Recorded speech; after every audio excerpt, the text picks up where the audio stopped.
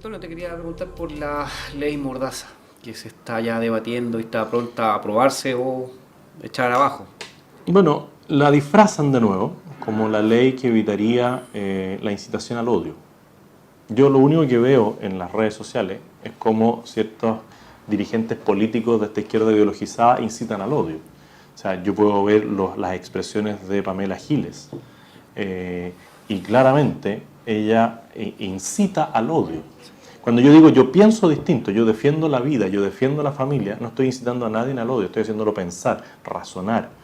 Al final, estas leyes lo que buscan es imponer a través de mayorías circunstanciales una lógica de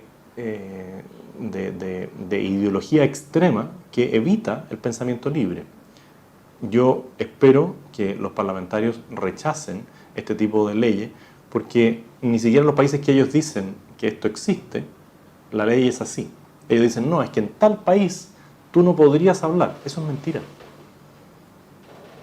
Pero en Canadá se está viviendo un tema Sí, parecido. lo que pasa es que en general los parlamentarios chilenos ocupan más el ejemplo europeo. En Canadá se instaló una lógica muy progresista, pero en las elecciones de los estados se está revirtiendo. Porque los mismos canadienses se dan cuenta de que en pro de la libertad se censura la libertad de expresión. Yendo justamente, ¿cuál tú crees que sería el mejor ejemplo? Yo te voy a exponer a Polonia. Polonia para mí es el ideal de lo que nosotros debiésemos tomar como camino. ¿Por qué? Porque el gobierno intervino en la educación, intervino en la política de inmigración, de hecho cerró todas las fronteras, ¿cierto? Los calificaron, como siempre, es como el discurso ese barato que tienen de racista, de todas estas cosas. Pero las medidas ya están surtiendo efecto. En ese contexto, ¿tú crees que es un muy buen ejemplo o qué te parece? A mí, en general, me gusta conocer más en detalle las distintas políticas públicas que se implementan. Yo a la distancia lo que puedo ver es que Polonia tiene una calidad de vida, de tranquilidad, de ambiente de progreso que no se da en otros países. Vi una entrevista que le hace una periodista británica, creo que al primer ministro polaco, y ella lo trata de arrinconar en el tema de la inmigración. Y él dice, mire, yo tengo que velar primero por mis compatriotas. How many refugees has Poland taken? 0. And you're proud of that?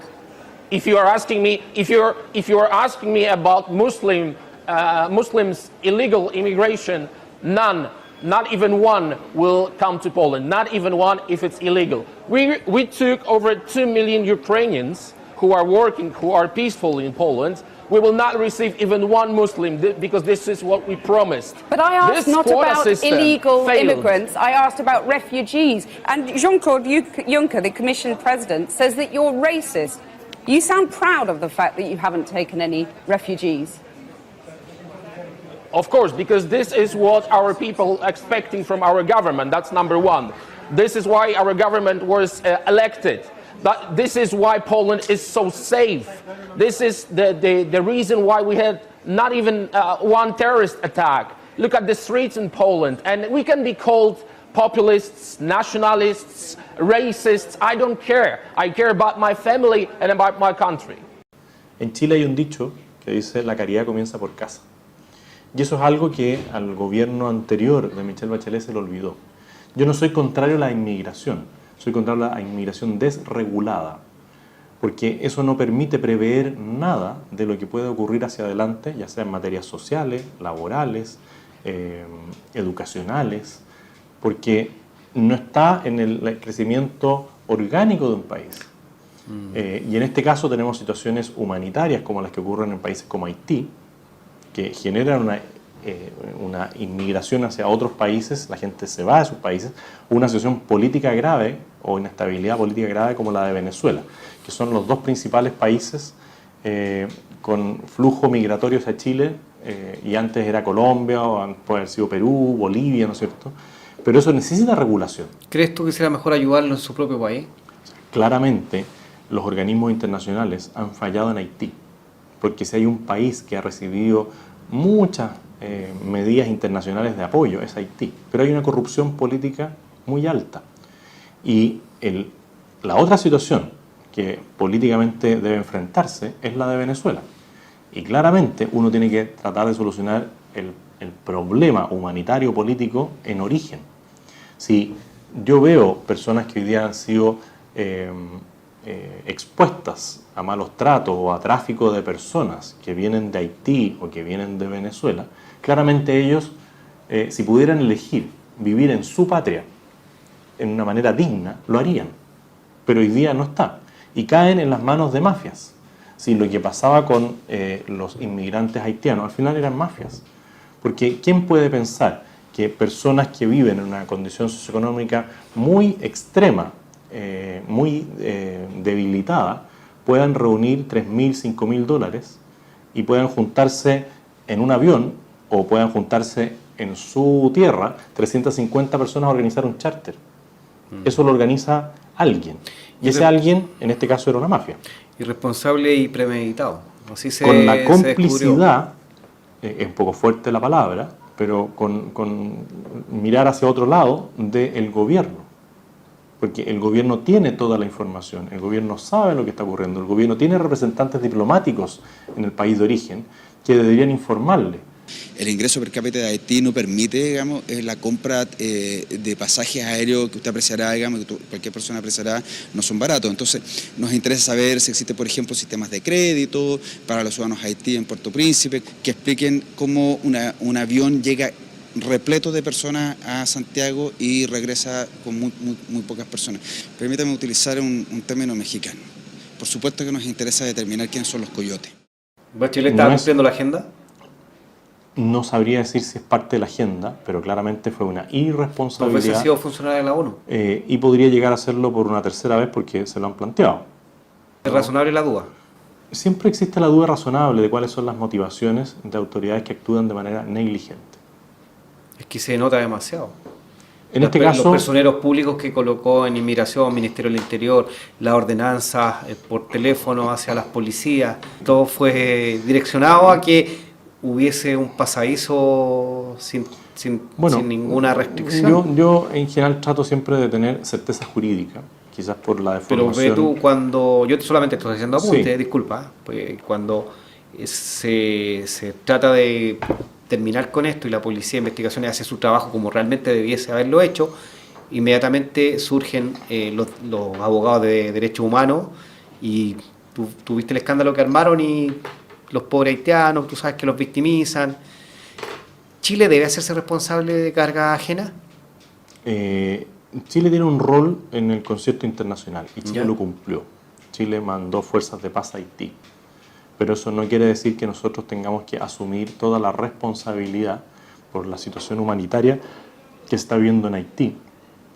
Y siempre hay que tener políticas de migración reguladas, porque si no también se te genera un conflicto social interno que puede estar incubándose, pero también hay abuso a las personas porque se les promete una realidad que después no se cumple.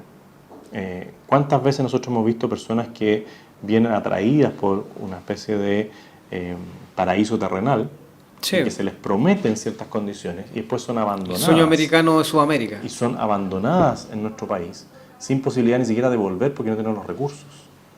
Y ahí un gobierno también debería poder debería haber la manera de favorecer que las personas que deseen hacerlo puedan volver a su país de origen.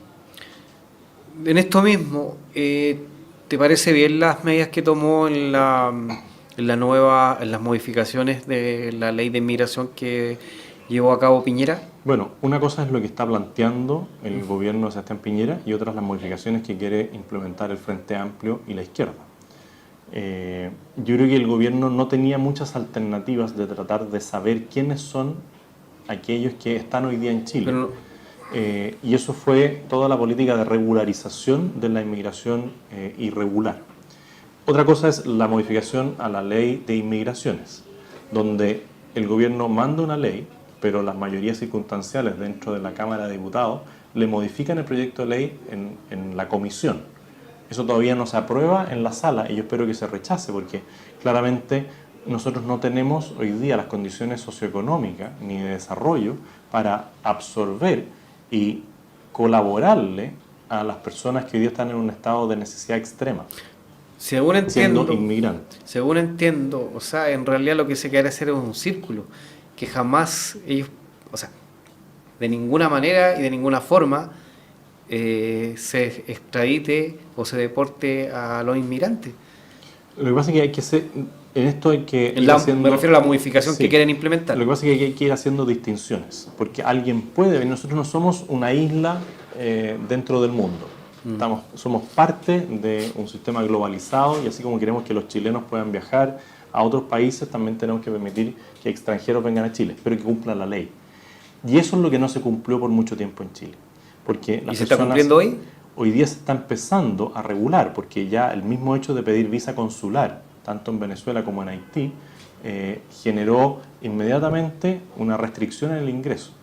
El hecho de controlar líneas aéreas como LO, que solamente traían pasajeros y no llevaban pasajeros, ha hecho que este flujo migratorio que existía irregular se detuviera. Y esas son cosas que yo también habría hecho.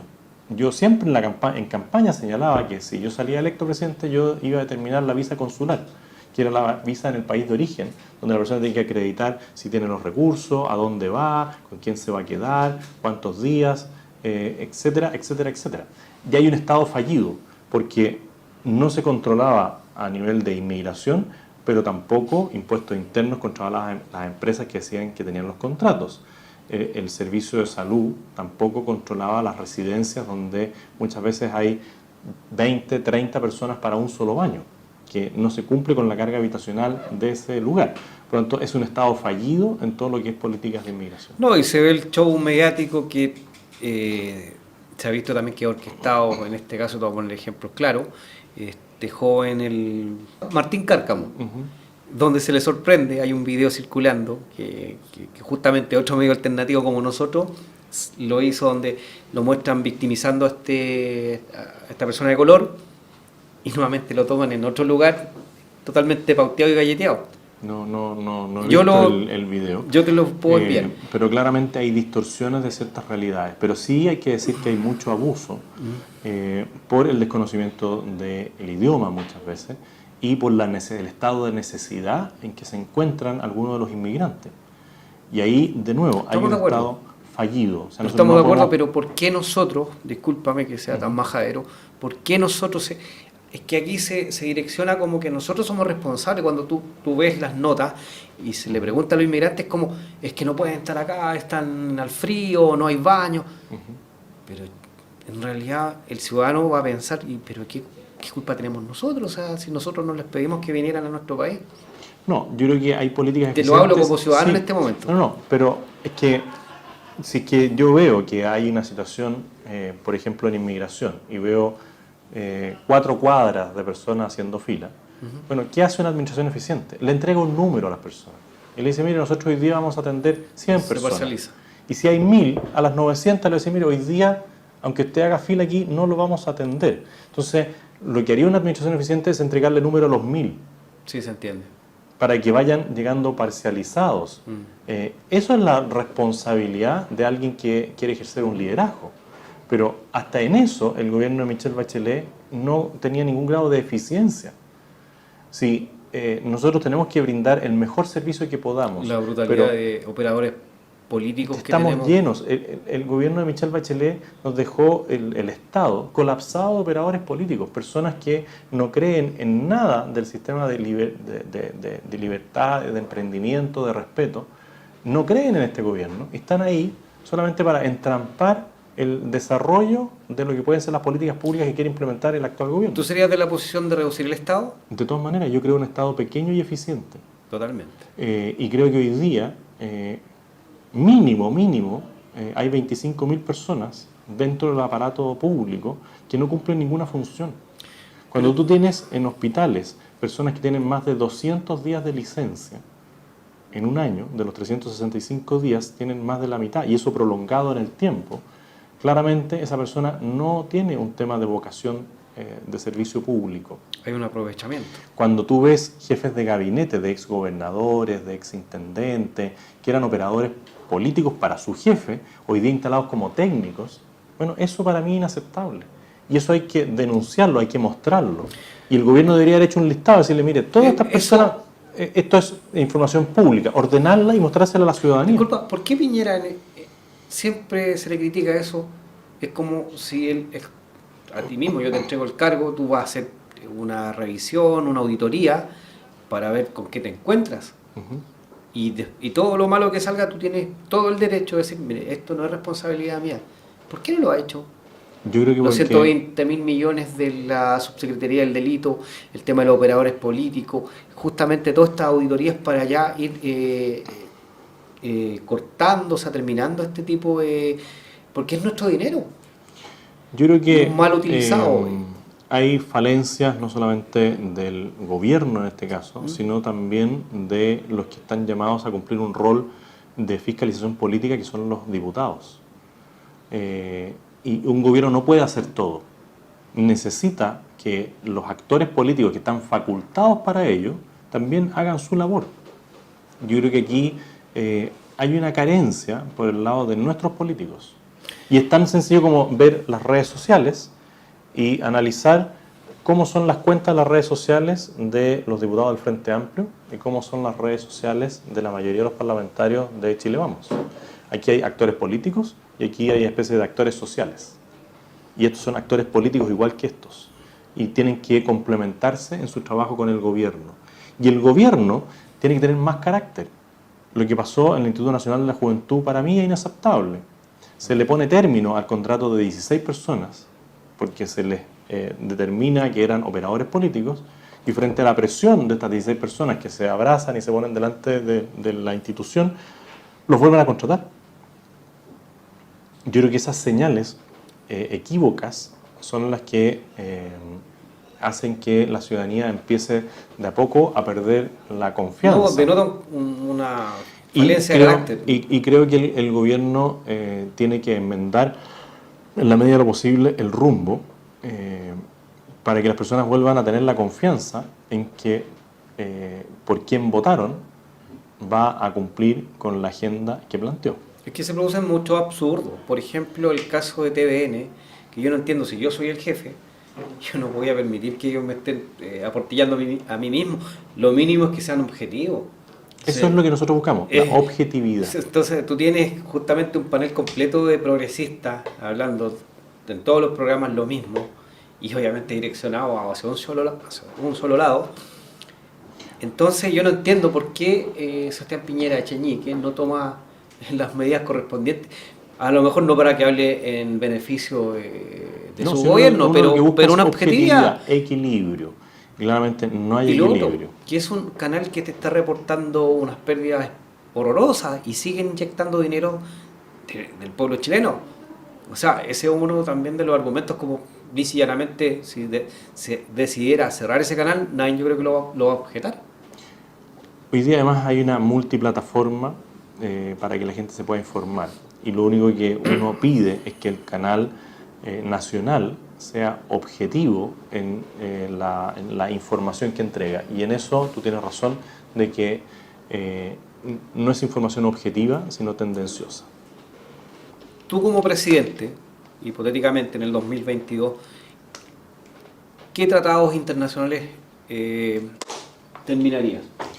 Bueno, de partida yo me saldría del Pacto de Bogotá. Creo que no tiene ningún sentido estar sentado en un tribunal arbitral, que no es un tribunal que falle de acuerdo a la ley, que son los tratados internacionales, y que trate de dejar conforme a ambas partes. Si Chile no tiene ninguna discusión ni con Perú ni con Bolivia, son ellos los que quieren tener parte del territorio nuestro. Sí. Por lo tanto, yo saldría del Pacto de Bogotá al día siguiente. Claramente haría un análisis de los aportes que nosotros hacemos a organismos internacionales y ver cuál es la utilidad que eso nos presta. Porque si yo estoy financiando a la ONU, si yo estoy financiando a la OEA Y lo único que veo es que los exfuncionarios del gobierno se van para allá, no para hacer un aporte al desarrollo social mundial, sino para un aporte a su desarrollo personal. Bueno, yo me cuestionaría qué tipos de aporte le estoy haciendo a esos organismos internacionales y qué beneficio me trae a mí. Porque si yo tengo tratados de libre comercio con Estados Unidos, con ciertos países de Europa, con ciertos países de Asia... estadísticamente dice que siempre perdemos. Pero yo creo más en los tratados de libre comercio que tenemos directamente con los países que con estas organizaciones internacionales que tratan de imponer su legislación. Se inmiscuye en la soberanía, que es un problema que en este momento estamos siendo afectados. La Haya, imagínate, nuevamente vamos a perder. Bueno, decir, que yo, pesimista, Alejandro, pero de verdad es que... Yo me replantearía nuestra participación en bastantes foros internacionales que nos desgastan de una manera enorme, económicamente, no nos traen ninguna utilidad y por algo nosotros además tenemos embajadores en cada uno de los países.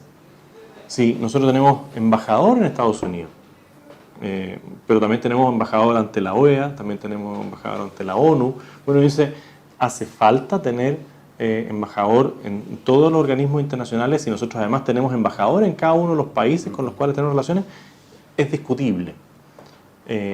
Y por eso, al menos cuando ejercí como parlamentario, envié muchos oficios a la Cancillería para que dieran cuenta de los gastos que realizaba Chile en foros internacionales y que no reportaban nada. De algunos de ellos todavía no obtengo respuesta, pero es una materia a analizar. Pero, o sea, bueno...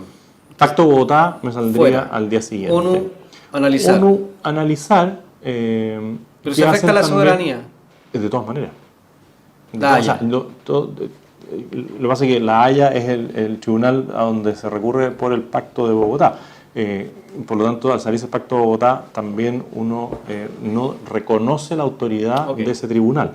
Y en materias de ONU, OEA y todos los organismos asociados, yo creo que hay que revisar todo lo que se está haciendo ahí y exigirle a nuestros representantes que lleven la voz del pueblo chileno, no que nos traigan la voz del organismo internacional y nos traten de imponer una especie de norma supraconstitucional. Si nosotros aquí tenemos un parlamento elegido, tenemos jueces que se llegaron a sus cargos de acuerdo a la institucionalidad y un ejecutivo electo por la ciudadanía, no tenemos por qué recibir la imposición de normas que no se votaron en Chile y que la ciudadanía no conoce. Pero para hacerte presente, que se pueda entender por qué funcionan las cosas así.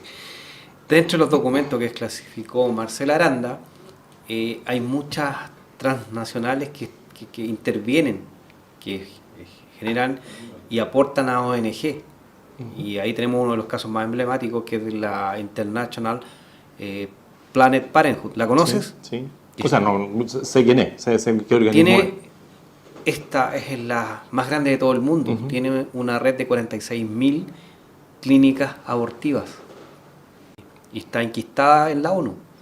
Entonces, obviamente, ¿qué quiero decir con esto? Que el dinero, el tráfico de influencia es demasiado grande, porque si no, no se entiende. Y es lo que te explicaba de Argentina, que en Argentina yo creo que el porcentaje es el 80% no está en acuerdo con el aborto, pero el gobierno insistentemente está haciendo lobby con sus senadores para que no asistan y no voten. Y acá es lo mismo, o sea, tenemos el mismo problema. Ahí hay que denunciar el fraude electoral. Y fraude electoral no es solamente marcar los votos, sino es engañar a la ciudadanía con un discurso en la elección y no cumplirlo en la ejecución del mandato que le corresponde. Y ahí los argentinos han ido despertando. O sea, ya sacaron a gobiernos mafiosos como el de los Kirchner. Dieron un paso, pero ahora tienen que exigirle a las actuales autoridades que cumplan con lo que se prometió durante la campaña. Y si no, también van a tener que sacar esa autoridad. Aquí hay que ir transparentando el sistema electoral. ¿Y ahora qué podemos hacer? Nosotros hoy día organizarnos y empezar a levantar la voz. Ustedes en eso tienen un rol y levantaron la voz. El 27 de octubre hay una marcha multitudinaria. que espero que participe. De todas maneras. Las figuras visibles nosotros tenemos que ir todo, porque nosotros también convocamos gente y también tenemos que estar ahí al frente para respaldar nuestro pensamiento y a la vez que la gente sienta que tiene voz. De todas maneras, pero esa voz nosotros tenemos que empezar a multiplicarla en todos los lugares donde nos encontramos. Se está trabajando. 2, 3, 10 personas. Yo cuando viajo a regiones, no miro si en la reunión en la que estoy hay 10 personas o hay 100 personas. Me entrego con el mismo entusiasmo. Porque a veces dentro del grupo de las 10 va a haber alguien que va a ser un influenciador en un grupo de 200 personas. Y también hay que aprender a usar, en el buen sentido de la palabra, las redes sociales para poder contrarrestar información tergiversada que a veces dan algunos medios de comunicación. Nosotros tenemos que ir creando nuestras propias redes. Así es. Y en eso hay personas que todavía no salen de su grado de comodidad. Nosotros tenemos ahí una intro que es muy buena, vela, te invito a verla, y ahí dice la leyenda, somos la resistencia. Me gusta mucho porque nos define porque estamos luchando contra todas estas ideologías perversas, ¿cierto? Manipuladas y me voy a una frase para mí que dice mucho, que es de Putin. El problema de Occidente es que está gobernada por una cierta cantidad de multimillonarios pedófilos. Lo dijo Putin. Mira, yo ruso no hablo. No, yo le pedí a un amigo que me tradujera ahí, porque muchas veces, como pasaba con Trump, y te entiendo, que se tergiversan los discursos. No, yo le pedí a un amigo y dijo sí. Y hay otra cantidad de cosas más fuertes que dice, o sea, se los barre. Sí. Mira, cada uno tiene su estilo. Y yo creo que la gente lo que valora es la sinceridad en la manera que uno expone las ideas y defiende sus puntos de vista. Yo al menos trato de hacerlo siempre directamente, mirando a los ojos, nunca negando lo que soy, ni lo que pienso, ni lo que digo. Yo siempre digo, mira, yo soy de aquellos candidatos que piensa A, dice A y hace A. José Antonio Kast tiene mucha fuerza. ¿Hay José Antonio Kast para mucho rato? Dios dirá. Lo que pasa es que uno siempre... O el pensamiento. Yo tengo toda la energía y las ganas del mundo de seguir defendiendo principios y valores. Pero yo soy el menor de 10 y de una familia grande, 3 murieron muy jóvenes. Entonces yo tengo mucha conciencia de que uno está de paso. Y por eso yo todos los días trato de esforzarme el máximo que puedo para cumplir con lo que yo veo que es una misión, en este caso en el área social, política. Y lo voy a seguir haciendo con la misma energía, con la misma fuerza, hasta que Dios me dé vida y salud. Así esperamos. Lo otro que te iba a preguntar, que es una pregunta muy importante, que es Voz Populi, que es un tema que tiene preocupado a toda la gente que te sigue y nos sigue a nosotros.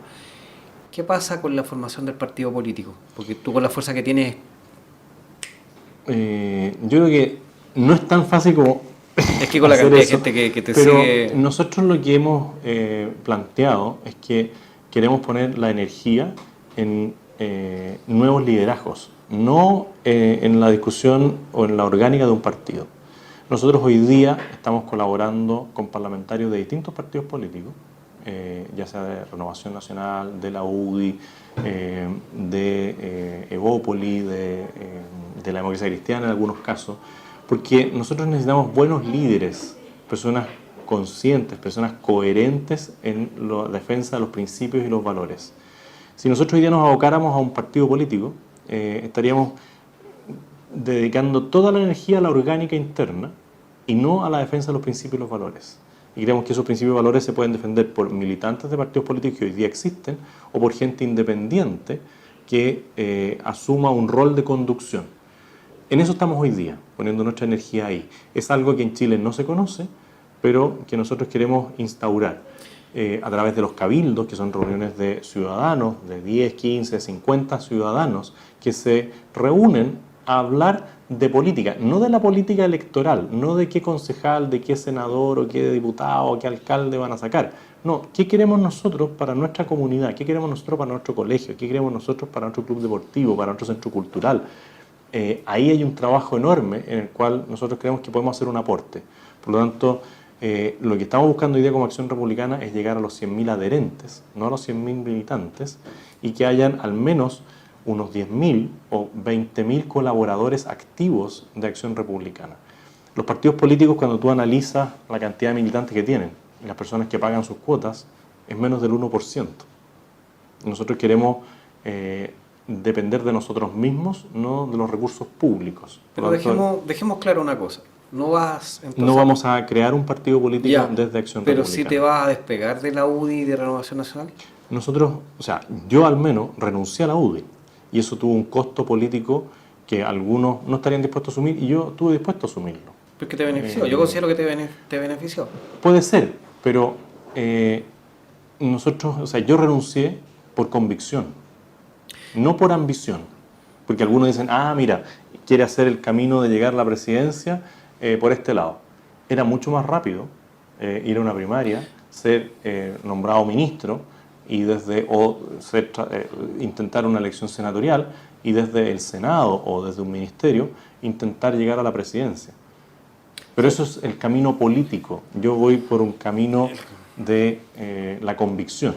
Lo que pasa que, no sé si decirte con mucho respeto como consejo, pero es lo que uno ve y lo que uno escucha de toda la gente que nos ve y de otros canales y que vamos por la misma línea, es que ese es el problema. Es como una decepción si tú te sigues acercando a Renovación Nacional, a la UDI, porque son bolsas de gato.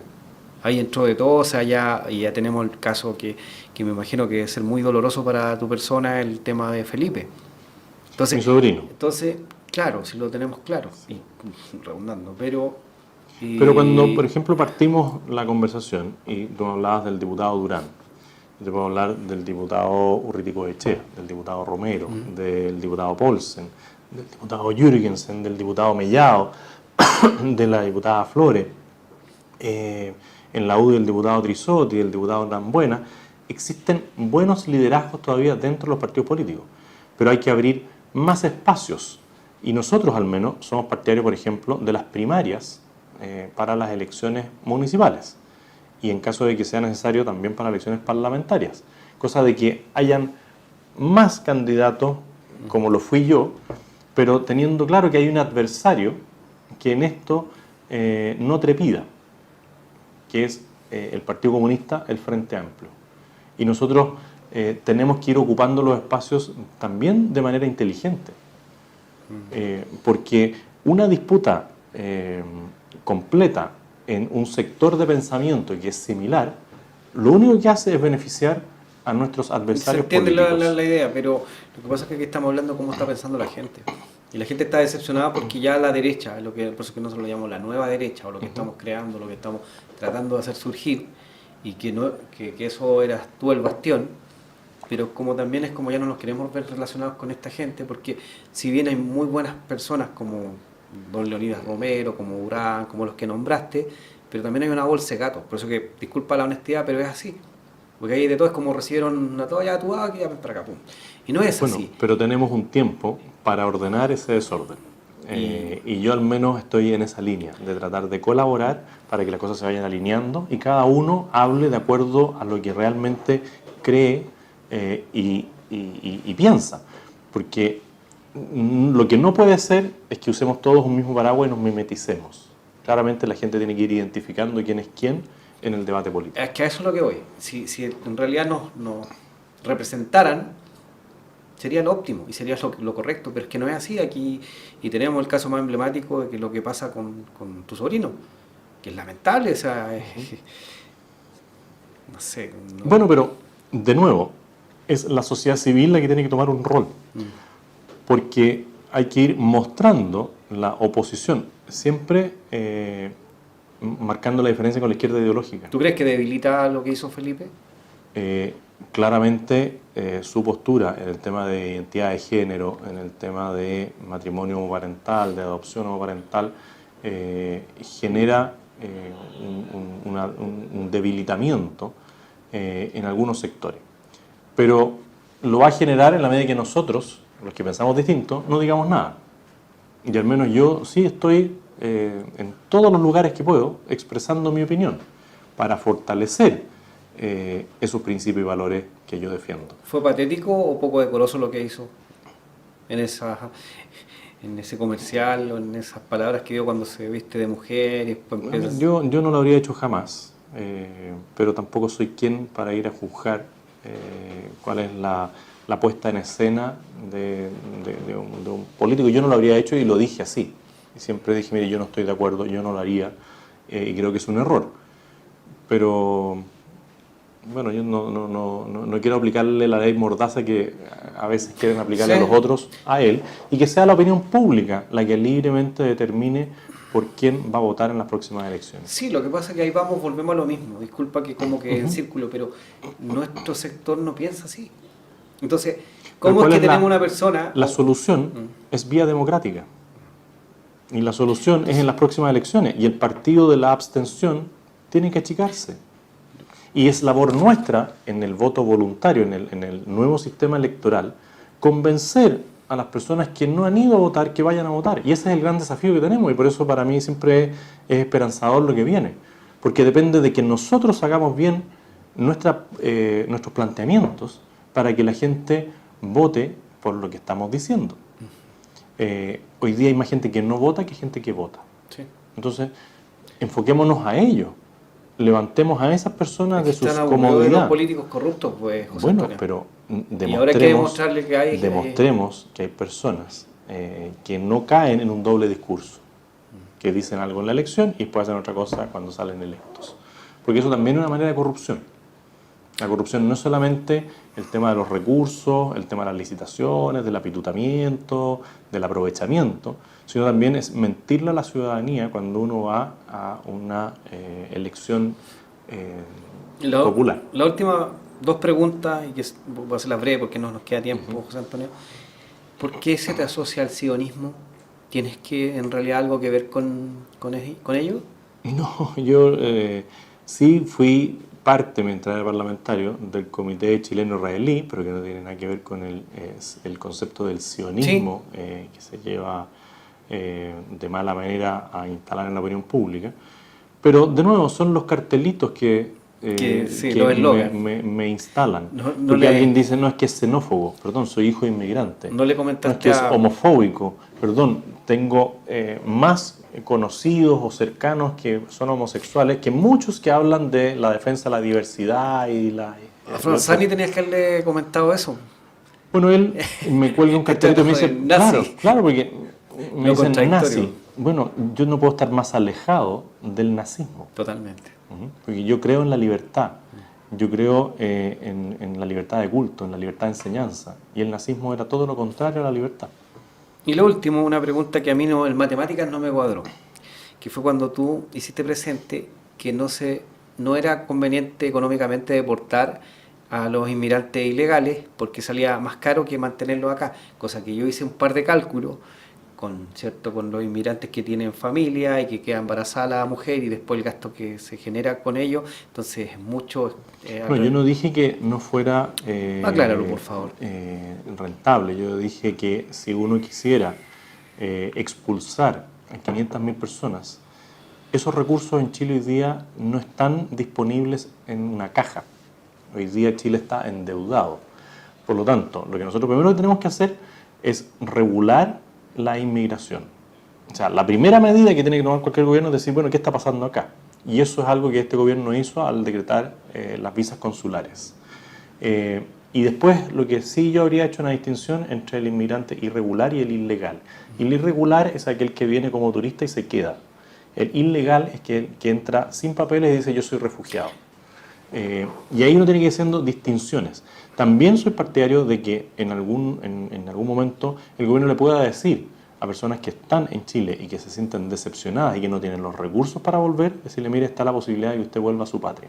Es que lo que yo hice los cálculos, unas sumatorias, y sale mucho más caro mantener un irregular, ilegal acá, que deportarlo a su país. Porque sí, una vez el gasto, en cambio... Lo que sí hay que también sincerar es que hay situaciones de inmigrantes irregulares, no ilegales, sí, que están trabajando, pero que no cotizan, que no pagan impuestos en la medida que tuvieran los ingresos suficientes.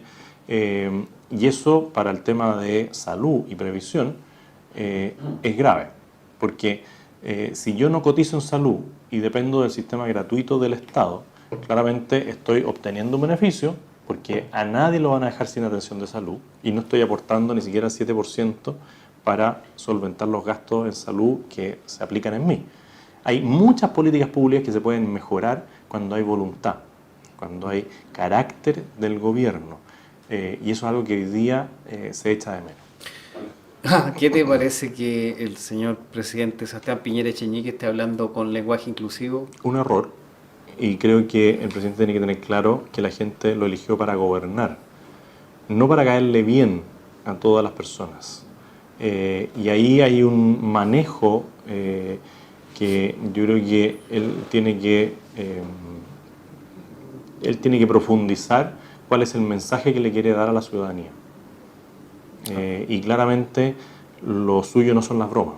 Y aprovecho de saludar al señor alcalde, dueño de casa, al señor intendente, al señor ministro de Vivienda, a la señora y señor senador, a los señores diputados, y para estar a tono con los tiempos, a todas, a todos y a todes, como se dice. La verdad, oiga, la verdad es que a veces... Es que justamente se ve ridículo. No está para el cargo que él ostenta. O sea, el presidente bueno, de nuestro yo país. creo que eso es una reflexión que él tiene que hacer. ¿Y sus asesores? Al final es él el que tiene que tomar una determinación de cómo quiere presentarse ante la opinión pública. Hay ciertos dichos o hay ciertas maneras de expresarse que no van en sintonía con lo que la gente ve en la imagen presidencial. Hay gente que le sale bien un chiste y hay gente que le sale mal un chiste. Es que el presidente no está para hacer chistes. Es que pueden haber presidentes como Ronald Reagan que tenían un manejo de escena que le permitía sintonizar con el ambiente que se estaba viviendo en ese momento en su intervención. Y eso es algo que uno tiene que darse cuenta uno mismo, de cuáles son sus fortalezas y sus debilidades. Y una debilidad del presidente es tratar de parecer gracioso en circunstancias que no están llamadas para eso. Si yo estoy en un ambiente distendido, donde hay intercambio entre las personas, yo de repente puedo contestar algo, pero yo instalarlo en el discurso sin que el ambiente esté para eso, generalmente termina mal. Y finalmente, el sentido común va a primar. ¿Lograremos torcer todo lo que estamos viviendo? Uno puede perder una batalla, pero no la guerra. La historia retoma su lugar, el sentido común se vuelve a instalar y la razón vuelve a primar. Pueden que haya momentos de mayor oscuridad, donde la gente se confunda, pero en el mediano y en el largo plazo, la razón y el sentido común vuelven a primar. La historia del mundo lo dice así. Así es. Bueno, José Antonio, fue un gusto haber compartido contigo esta entrevista. Y quería comprometerte porque nosotros a nuestro público en primera instancia le habíamos comentado que iba a estar con nosotros en nuestro humilde estudio. Entonces quería ver si existe la posibilidad que tengamos una entrevista en el futuro en nuestro estudio. Sí, de todas maneras, y pido las disculpas del caso por no haber ido yo a los estudios, pero han sido días bastante intensos donde he tratado de conciliar una serie de actividades y no he tenido muchos espacios porque cada día se va generando una nueva contingencia, así que pido las disculpas del caso y les agradezco enormemente. O sea, ese es un sí. Ese es un sí, de todas maneras, sí. No, sí, de todas maneras. Muchas gracias, José Antonio. Muchas que te vaya muy bien.